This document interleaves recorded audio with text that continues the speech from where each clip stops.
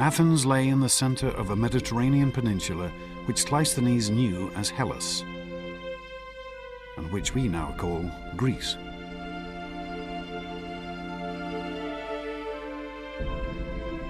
In the days of Cleisthenes' youth, it would have seemed impossible that this city would soon rule an empire.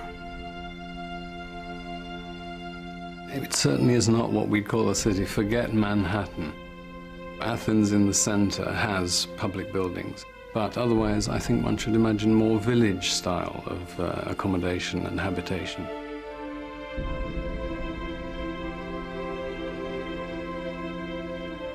The town was built around the Acropolis, a steep-sided outcrop of bare rock, a stronghold from which the Athenians could fend off the attacks of their neighbors.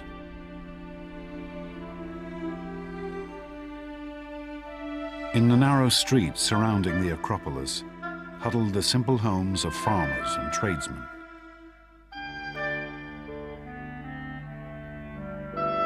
For these Athenians, reading and writing was a rare skill.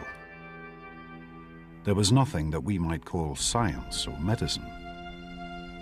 Life expectancy at birth was less than 15 years.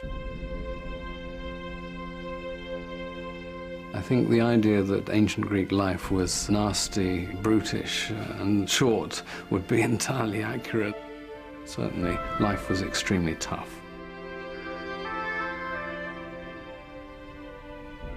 And this was no society of equals. The common Athenians lived under the rule of the aristocrats, men such as Cleisthenes' father. Athens was, in a sense, turned against itself. You had one part of the population, the aristocratic elite, holding power at the expense of the rest of the citizen population. For the Greek writer Aristotle, this was a world riven by injustice. The whole country was in the hands of a few people.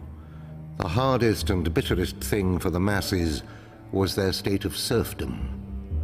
Not that they weren't discontented with anything else, for to speak generally, they had no part nor share in anything.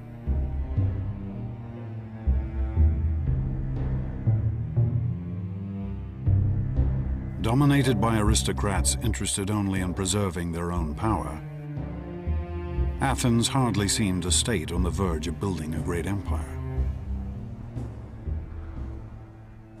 But then Greece also seemed an unlikely land to give rise to greatness. If you look at the physical world of Greece, it's not the kind of place that you'd immediately expect to produce a great civilization. Simply too many mountains. Greece does not have the obvious kind of physical unity that typically seems to be associated with the really great imperial civilizations of the ancient world.